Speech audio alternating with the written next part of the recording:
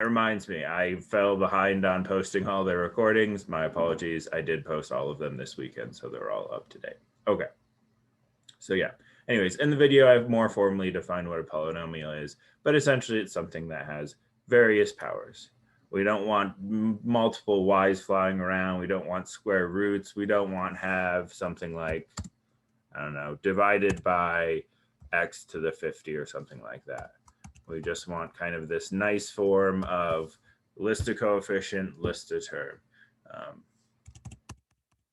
And so what we like to talk about with polynomials is we like to identify two pieces of information.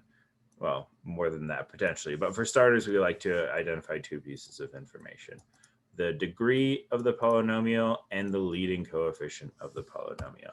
Does anyone know what the degree of the polynomial is?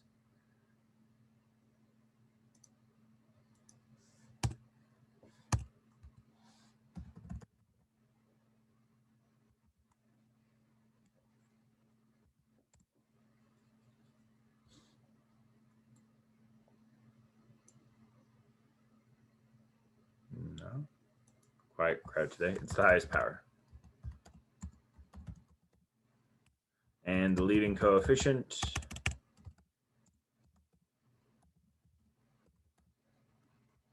it's the coefficient, surprise, surprise, of the term power. And so for starters, it's kind of easier to see in 2 instead of 1. So let's actually start with question 2. So if we're being really nice about how we're writing a polynomial, we typically see something like the classic, I don't know, you guys have been doing a lot of quadratic, something like x to the squared plus 5x plus 6. We have that nice descending order of the highest power is the first thing, and then the next one goes down 1 or goes down 2, and we have it in order. It doesn't have to be written like that. So usually that's the case, but we have to be careful that that's not required. I can write a polynomial in any order. It doesn't necessarily have to go in this nice form. So in this case, that part B is not written in that nice form. Notice how, if anything, it seems like I don't have any real order. I guess maybe ascending, I'm going from smallest power to largest power. But the highest power for this one is not the first term, it's actually the last term. So my degree, sometimes we just write it, oh, let's do DEG because D stands for domain for us. My degree for that one is 30. What is my leading coefficient? -15. Just go to that thing with the highest power. We already know it's 30. I go to the thing in front of it. That gets me my leading coefficient of -15. Great. And so in the video, I do a really good job of kind of breaking down what end behavior is. Because you might be saying to yourself, okay, great. I can take an equation. I can look at the highest power. I can look at the thing in front of it. It's not really that hard. But why am I doing this? Like usually mathematics, maybe outside of the discriminant, we don't usually just say, oh, look at it and that's it. And we don't care about how to actually use it. We use it to determine this thing called the leading or the end behavior.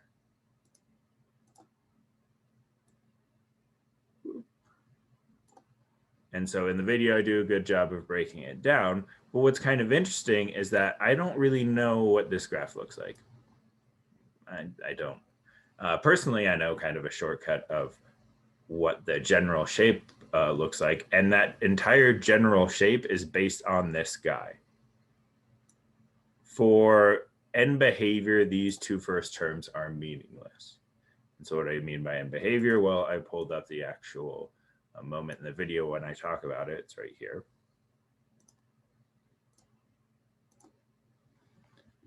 Is that if I have my degree is an even power, and let's say my coefficient is negative, yeah, it's not going to look exactly like this. Like maybe there's some weird stuff happening in here, and my graph actually does some weird bouncing stuff and stuff like that.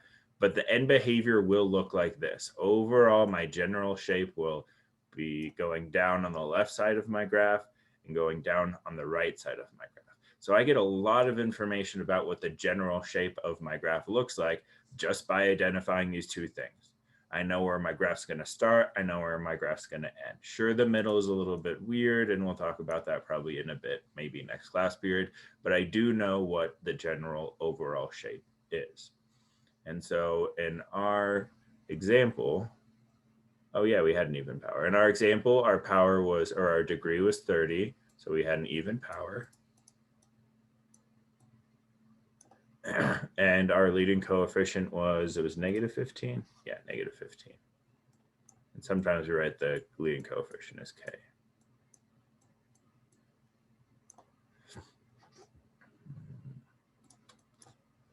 And so I know it falls into this case. My end behavior will be something that looks like this. My overall graph will look something like that. Again, the middle is going to look a little bit different, but overall it's going to look like that. And so when I'm writing my end behavior, I get very fancy with it. I use this notation, which is a little bit overkill, right? Because honestly, maybe I would say middle school, maybe high school students could say, look at this graph and say, okay, generally what's happening is on the left side of my graph is going down forever and ever. And on the right side of my graph is going down forever and ever. That's not really math lingo.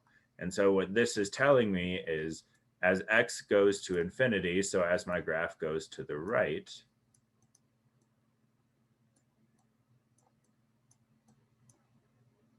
what are my y values going to do? So as I go this way on my graph, I kind of trace it maybe a little bit. What value is my graph going to go to? -infinity. Yep. Okay. And as I go to the left of my graph, what does my graph approach? Same thing. Yep.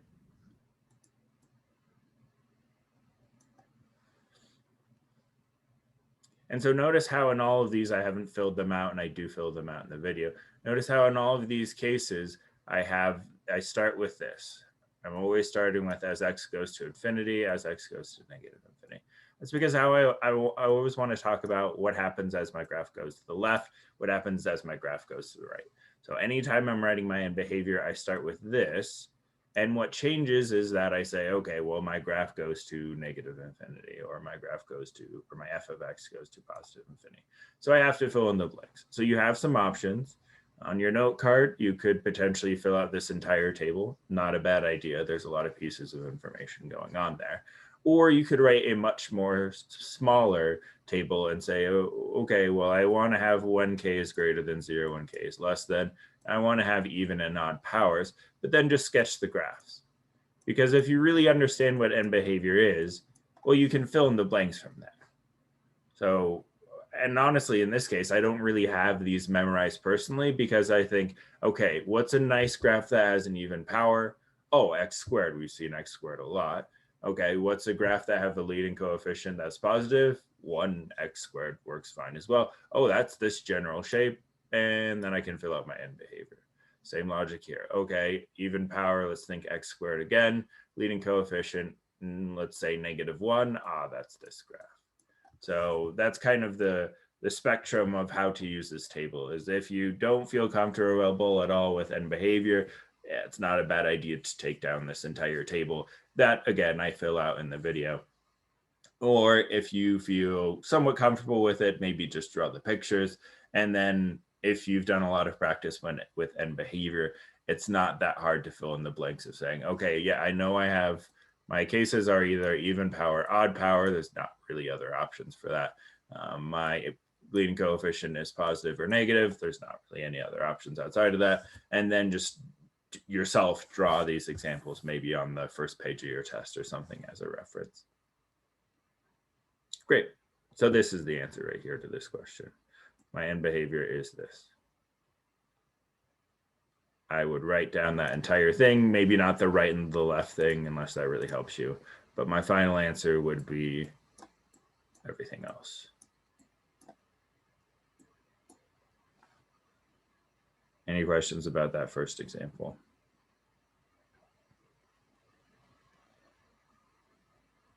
Cool. Back to the PowerPoint. Okay, so that was example 2 for the notes. Wait, where'd my writing go? Oh, well, you know it is. Degree is 30. And, oh boy, my K is -15. Had that written before. Okay, now going over here. So in this case, on question number 2, I mean, it wasn't the nicest form, right? The nicest form is that I have this descending order of x cubed plus 2x squared plus x minus a constant 1 or something like that. But I mean, this one's one step away. I'd say this is much more complicated. The order is a little bit different, but as far as finding the degree and the leading coefficient, we can usually just look and point and say, oh, there's the highest power, it's 30. Oh, my K is the thing in front of it. So that is going to be -15. But in this case, that's not happening, right? This is a polynomial. It's not written in, we call it kind of general form. It's not written in general form, but it is a polynomial. I don't have a square root flying around. I'm not dividing by x anywhere. I just have this nice, or this form that if I were to multiply it out, it would look like question 2. So, well, one of the options we can do to figure out what my degree is and what my leading coefficient is I could multiply this out. And in fact, that's actually not too terrible in this case.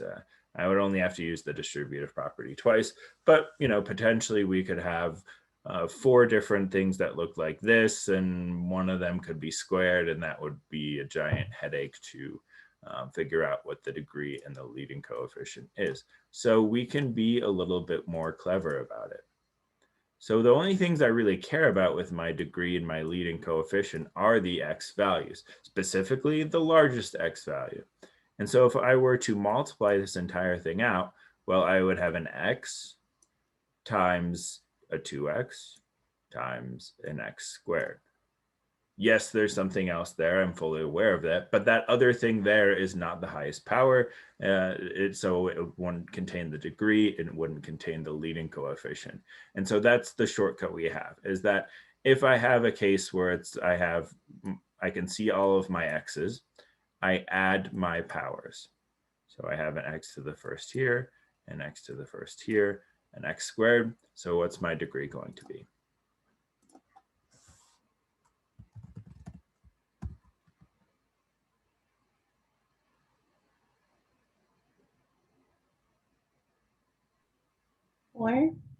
Four. Yep. And now again, we have to be a little bit clever determining our K and maybe look a little bit closer. So the adding the power thing is a nice little shortcut. It almost always works. It will always work in everything we see in the course. The leading coefficient, we do have to look at these. So I know that if I multiply my x's, I would get x to the 4th. Now I got to look at the things in front of the x. Okay, so I have a 1 here. I have a 2 here. I have a 1 here.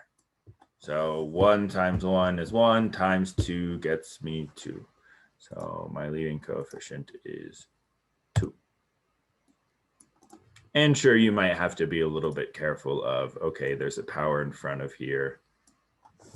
So maybe the leading coefficient could be 4 or something like that. But again, going back to our big overall table,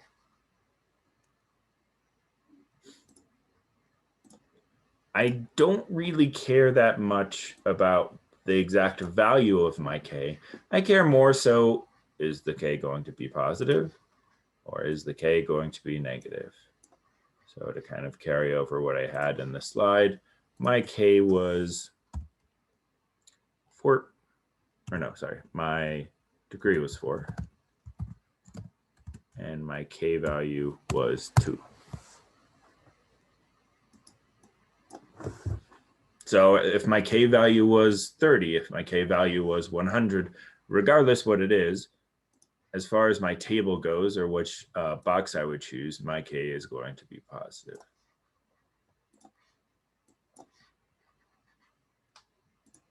Great. So what box do I fall into?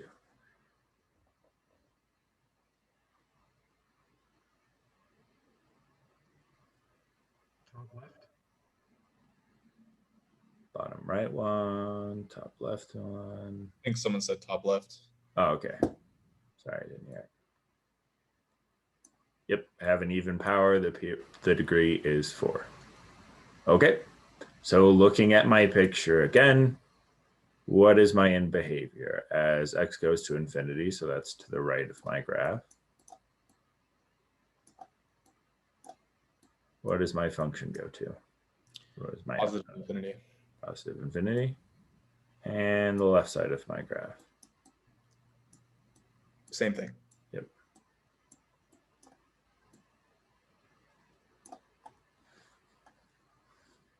So my end behavior is this.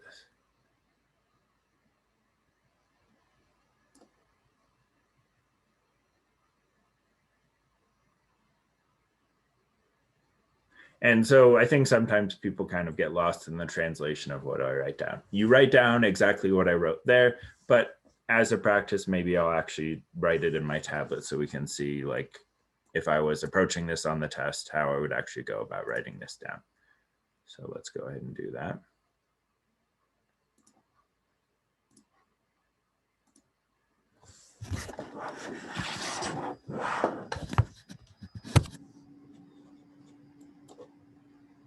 Maybe you'll have the table as a reference.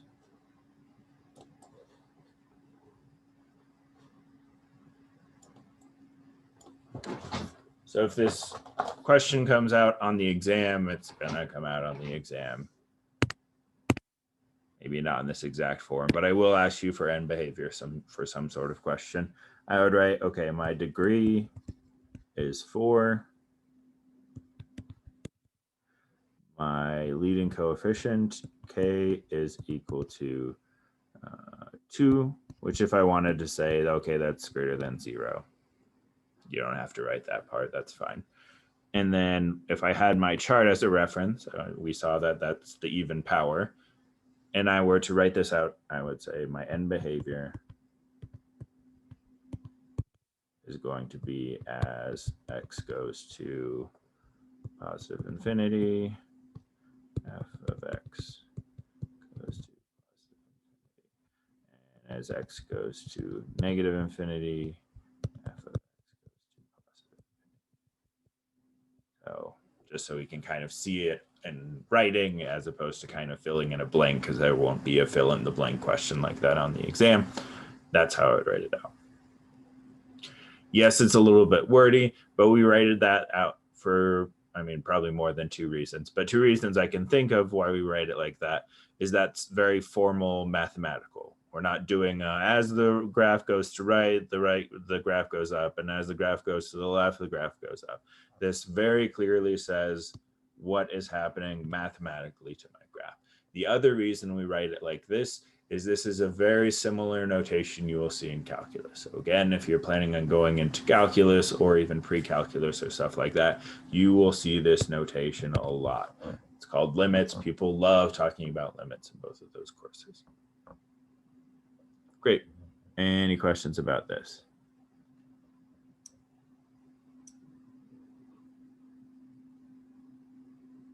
Cool. Let's go over one more concept and then I'll let you guys loose to practice. Do I need this anymore? I don't think so.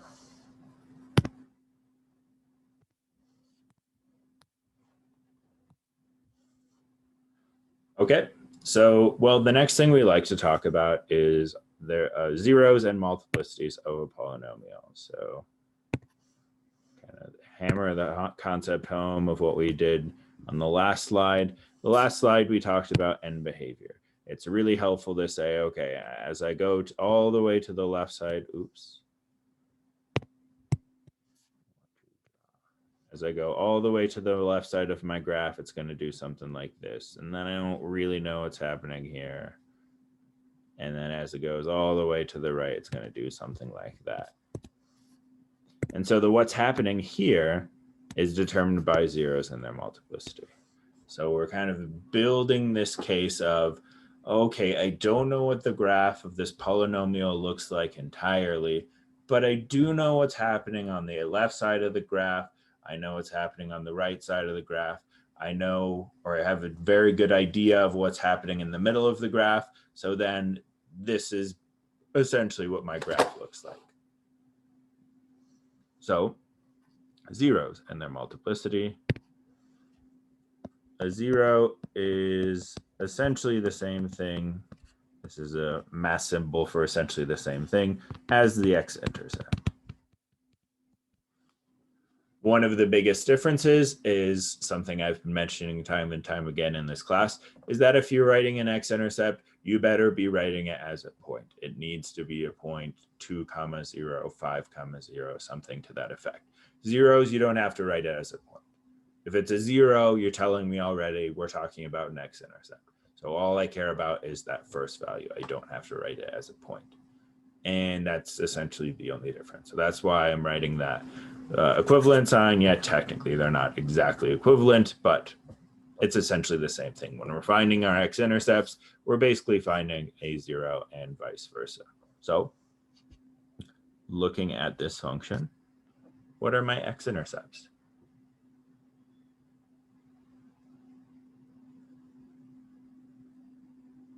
Or how might I go about finding them? It might not be super evident immediately what my x-intercepts are. You'd plug in 0 for x everywhere. That'll give me my y-intercept. Oh yeah, you're y, my bad, yeah. So then you would plug y in to 0 then to solve for x. Find your x-intercepts. Yeah, perfect. So to find my zeros, I'm going to plug in 0 for my y, for my x values. This is just like we did on day 2, maybe even day 1. We're using that zero product property to find out if I set y equal to 0, what values of x will make that happen.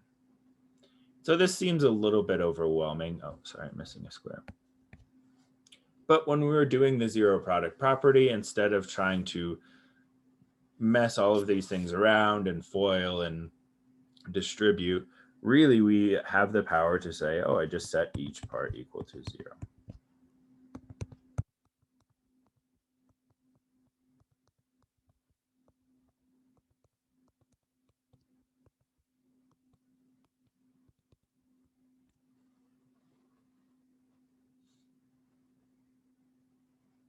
Okay, well, the first one's super easy.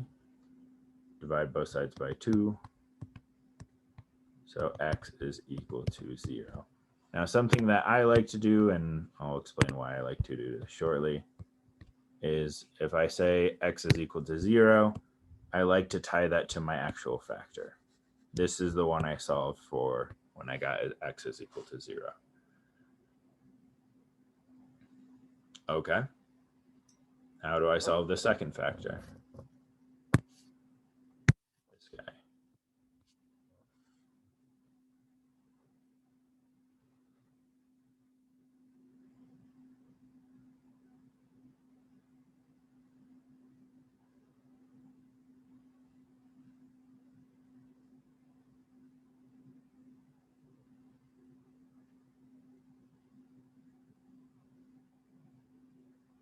Any thoughts? Maybe you don't have to jump to the exact answer, but we have seen something like this before. Would you do x minus 4 equals 0? Yeah, exactly right. So I have x minus 4 squared. Well, then I can square root both sides. And so I get x minus 4 is equal to 0. And yeah, technically I should put a plus or minus in front of that square root of 0, but positive 0 is just 0. Negative 0, oddly enough, is just 0. So I don't really need to do that here.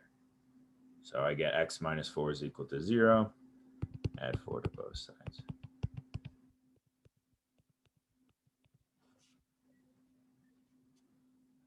So this 0 is tied to this factor. Again, it'll make a little bit more sense why I'm making that super evident. And what I kind of liked about Courtney's answer is I mean, generally in mathematics, I love the justification of why is that the case. And here, yeah, it's pretty important the first time you see that of why are we able to just kind of drop that squared term? And I don't know if you've seen the video or not, but we do have this shortcut. Like here, we took the square root of both sides. We got x minus 4 is equal to 0. In this question, we would take the 7th root of both sides. And surprise, surprise, we get 2x plus 7 is equal to 0. So one of the shortcuts of these problems is you don't actually need to write out this whole thing. If I have 2x plus 7, like I do here, I can just set that 2x plus 7 equal to 0. I don't need to care about the power because the very first step I do is I undo the power. So if I had x plus 6 to the 5 billionth power is equal to 0, I could just write x plus 6 is equal to 0 because first step I do is take the 1 billionth root of both sides. If you don't like the shortcut, you don't have to use it. I will probably start using it as we're going through problems because, you know, work harder, work smarter, not harder. Okay, and then I just solve.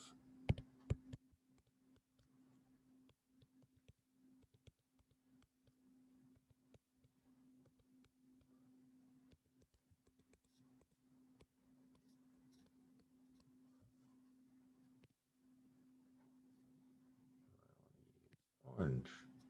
And so this 0 is tied to this factor. And so now that I've done all of the work, I actually have all of my answers. I just want to organize them clearly. So I'm going to do that over here. So my zeros are just as I mentioned, are my x-intercepts. So my 0 is 0, 4, and negative 7 halves. My multiplicities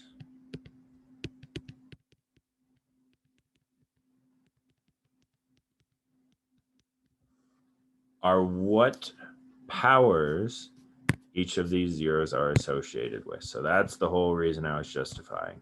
So looking at x is equal to 0, what's the power of that term? It's 1. I don't really have a power, but I have that invisible 1. What's the multiplicity of my 0? That is 4. Or x is equal to 4. You can write it either way. 2. 2. What is the multiplicity of the 0? That is negative 7 halves. 7. Yep.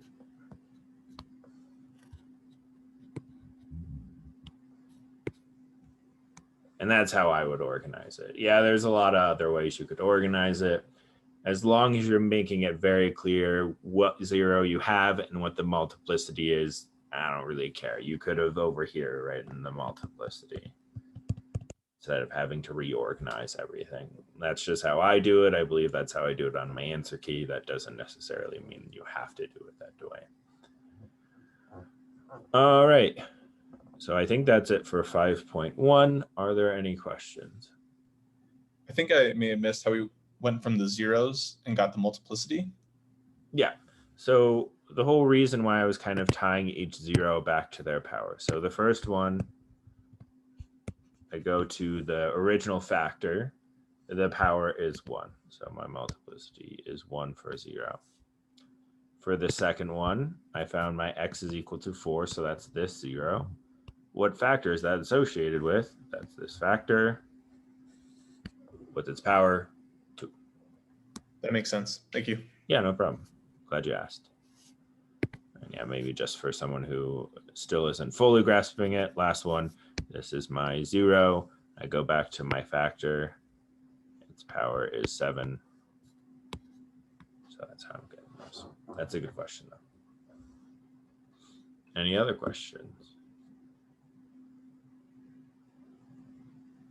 If you don't have a power, it will always be like that invisible 1. Yep. Okay. Yep. And so the whole point of finding these zeros is we are going to determine that behavior that I mentioned kind of in the middle of the graph. We've seen within behavior what happens at the left side of the graph. We've seen what's happened at the right side of the graph. We don't know what's happening in the middle. And what's happening in the middle is we're going to have some x-intercepts. Probably, we don't technically need any, but we're probably going to see x-intercepts. We're going to see x-intercepts. And then specifically something's going to happen to our graph at those points. And what we'll see are these three possibilities. The fourth possibility, yeah, maybe you'll see a 0 with a multiplicity of 4. It's going to behave almost exactly the same as a 0 with multiplicity of 2. But we're not going to talk about multiplicities of 5 or 7 or anything like that when we're actually graphing. And so if I have a 0 with a multiplicity of 1, and as a reminder, that would look something like this. Kind of, I don't have any power. Then at that 0, in this case, -1, but not in the picture, at that 0, and if I'm drawing my graph, I'm just going to go straight through it. Might go down, might go up. I'm just going to go straight through the 0. Nothing really fancy happens there.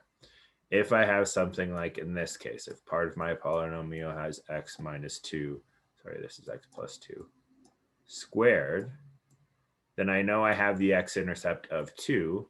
But I also know when I'm going about drawing my graph and I go to that intercept, I bounce off of it. I reverse direction. And then the last thing we see is that if I have a degree of a multiplicity of, oh, I was right, that was a -2. Okay, whatever. X plus 2 cubed. I don't know. I think the textbook and I think my course captain likes to call it a wiggle. I forget. I think I call it a swoosh.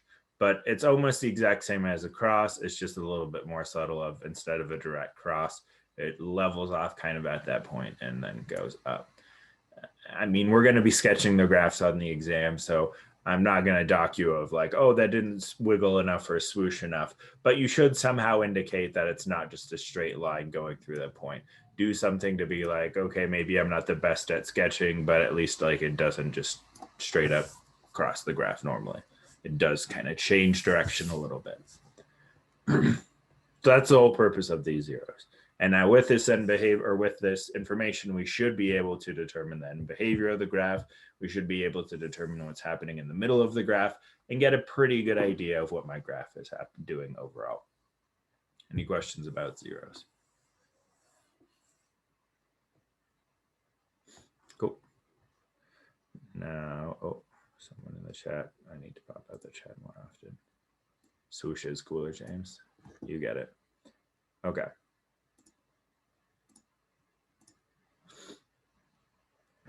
So now that we covered what zeros are and what they mean, and we took a polynomial and wrote it or determined what my zeros are and what their multiplicity is, surprise, surprise, we're going to want to be able to do the reverse direction.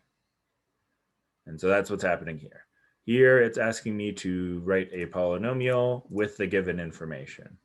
So the information I have here is I have a 1, 0 with a value of 1, and that multiplicity of that 0 is 3. I have another 0 at x is equal to 2 with a multiplicity of 1. And then, honestly, this last piece of information is usually extraneous, but I should overall, when I'm done with this question, have a degree of 4. So maybe as kind of a prep to go into this, let's say I have something like x plus 1, just that factor in itself. Again, unrelated to this question, probably even leave this part out of your notes. So if I have a factor that is x plus 1, what is the 0 of that factor?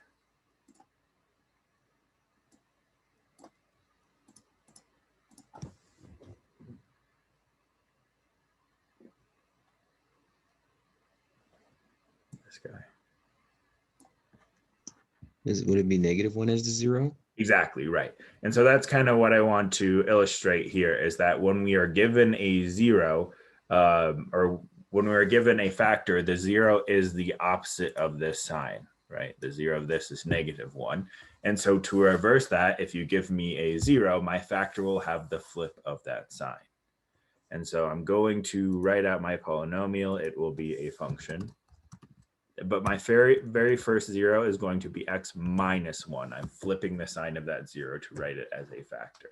It seems weird, but if you think about it and solve it a couple times, it actually makes sense on why that flip ends up happening.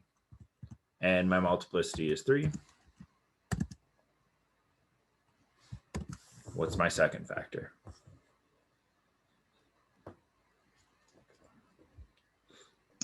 X minus 2. Yep, multiplicity of 1, so I don't need to write a power. If you want to write 1, that's fine. Either way is fine.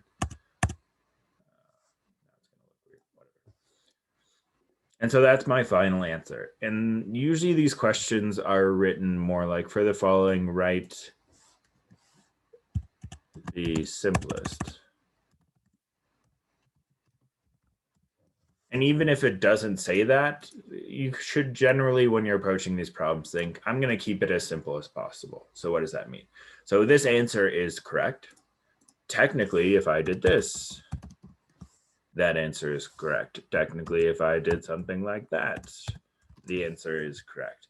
But I want to keep it as simple as possible. So why add this extra information of values and then have to say, actually, am I allowed to add that? Or is that going to do something to my graph that it might change the requirements and might make the degree too high or something like that?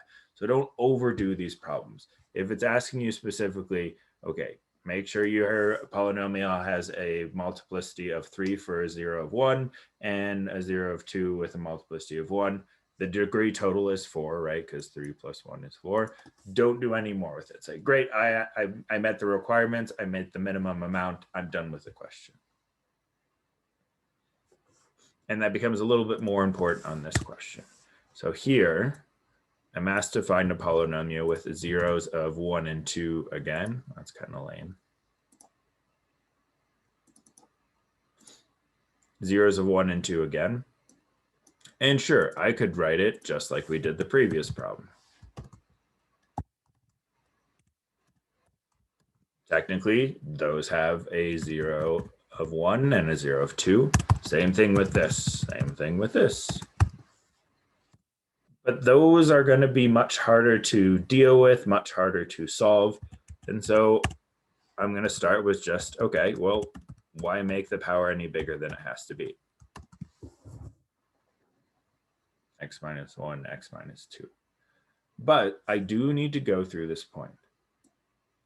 3 comma 6. So let's see. If I plug in 3, I'll have 3 times, or 3 minus 1 is 2. 2 times 1 gets me 2. So that point is not currently on this polynomial. And one of the options is kind of what I mentioned, playing around with powers, but it seems like that might be difficult and I won't be guaranteed to do it. So instead, I'm going to put an A here. Now, this is a strategy we've seen a lot in this class. It just seems a little bit weird here because we're dealing with polynomials. How would I solve for A?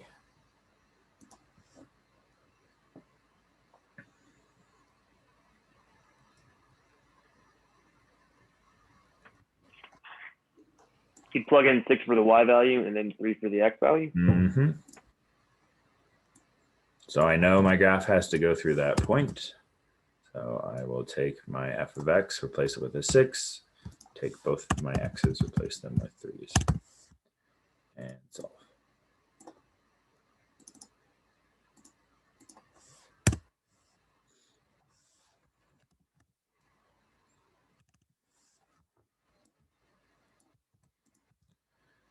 Uh, 3 minus 1 is 2, 3 minus 2 is 1.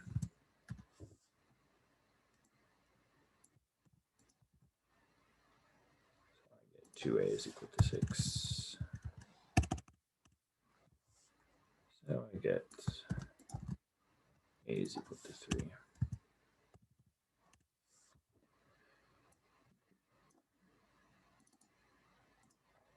What's my final answer?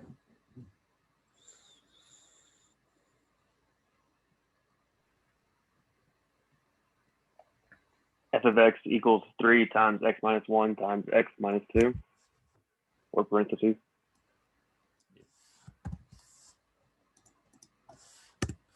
Great. Now, something as a bit of a heads up that this is standard form. What we're just writing is standard form.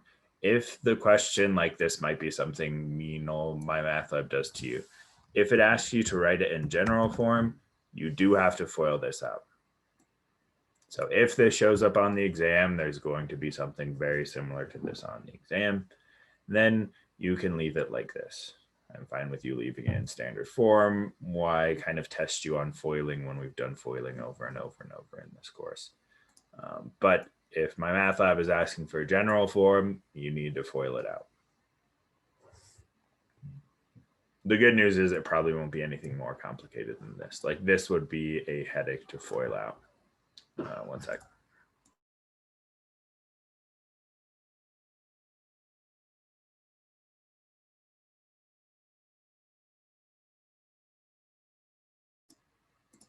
Great. Any questions about that?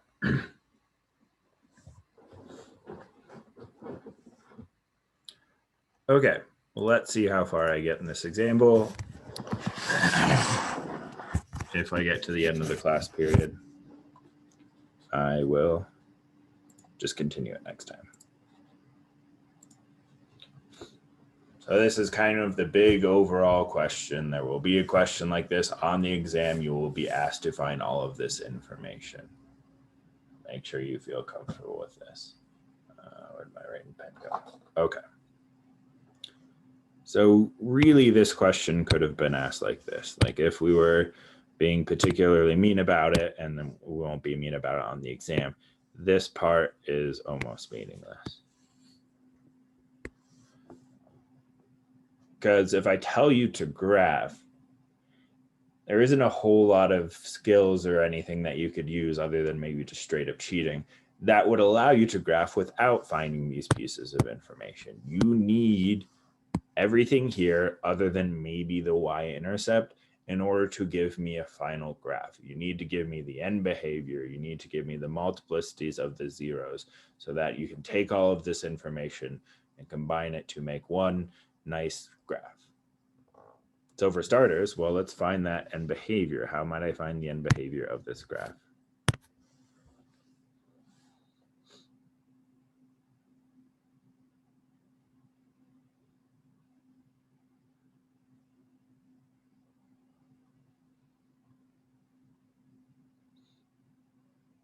There's two pieces of information I need to find before I can determine end behavior.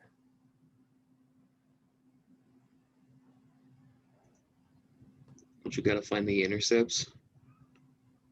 Yeah, I will later on, but that doesn't help me determine the end behavior. This is the very first thing we covered today. The degree and leading coefficient. Yep. So what is my degree? What is my leading coefficient? Would the degree be 3? I would add the powers.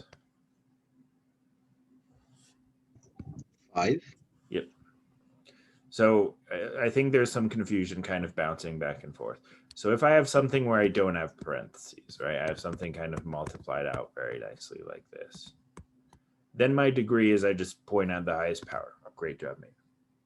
If I have parentheses, and specifically around my kind of factors, that means I have to do that. Oh, I have to add up all of my powers in order to determine the degree. So I have to do that additional step.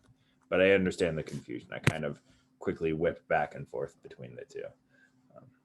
But that's the difference when you add powers versus just pointing at them. Okay, what is my leading coefficient?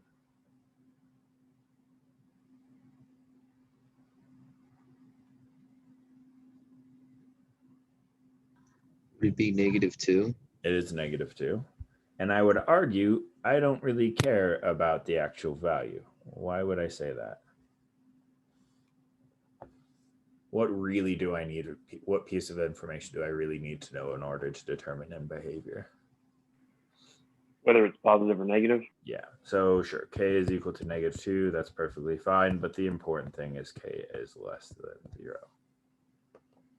And how do I get that -2? Well, I look at everything in front of my x. I have nothing there.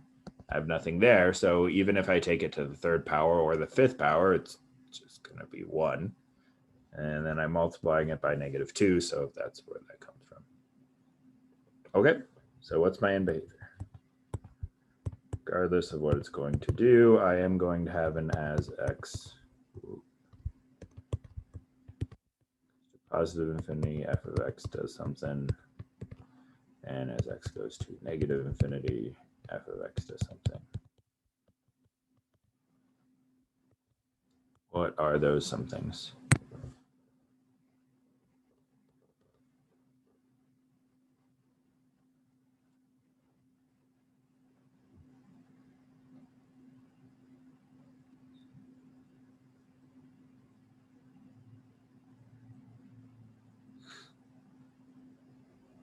As as x goes positive infinity, f of x goes negative infinity. And then as it goes negative infinity, it goes a positive infinity. Yep. So my degree is odd. My leading coefficient is negative. So I think that's the bottom right square. I don't really have them memorized. I think that's the bottom right square. And so that is the information to take from that square. Or again, you could just draw a simple odd graph, x cubed, so simple odd graph, draw a negative leading coefficient, and then piece it together from there. That's a little bit more if you have comfort with end behavior. Great. So that is my end behavior done. Now, how do I find my x-intercept slash my zeros?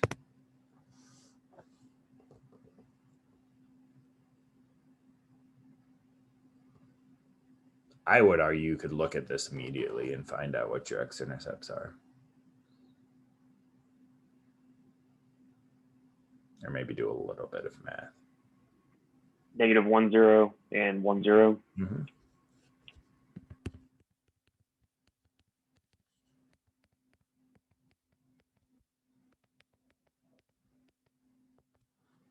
And well, where does that come from? You can set this equal to 0 and solve. X plus 1 is equal to 0. It's pretty easy to solve. It's the -1. And x minus 1 is equal to 0 and solve. That's pretty easy to do. You add 1. That's where that comes from. If you want to be extra careful, let's say, well, what are my zeros? That's just the first part. I'm fine with you leaving them as x-intercepts. Okay, what is their multiplicity? And once we jot down the multiplicity, we'll call it a day and continue this problem next time. 2 and 3. 2 and 3. This 0 is tied to this power. This 0 is tied to this power. Cool. That is it for class today. Sorry we took the entire time. Hopefully we won't have to do that next class period, but we are kind of getting in that zone of the test is coming up, so we have to finish the material. But, you know, I ended class early both times last week, so I don't feel too bad. All right, stop my recording. Any questions?